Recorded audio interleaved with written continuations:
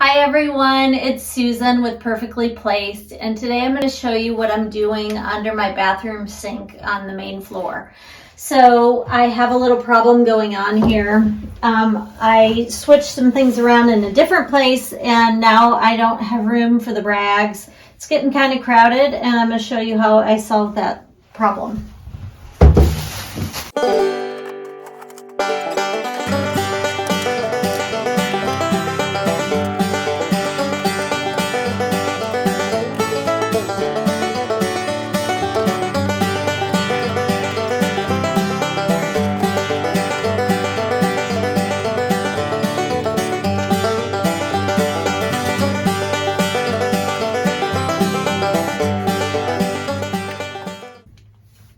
So using the Elfa shelves is making good use of the vertical space in this area.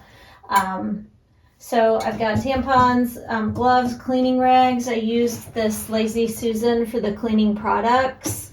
I have a place for hand towels. And then this is also where I store these little tissues, and sometimes I have extra box tissues in there also.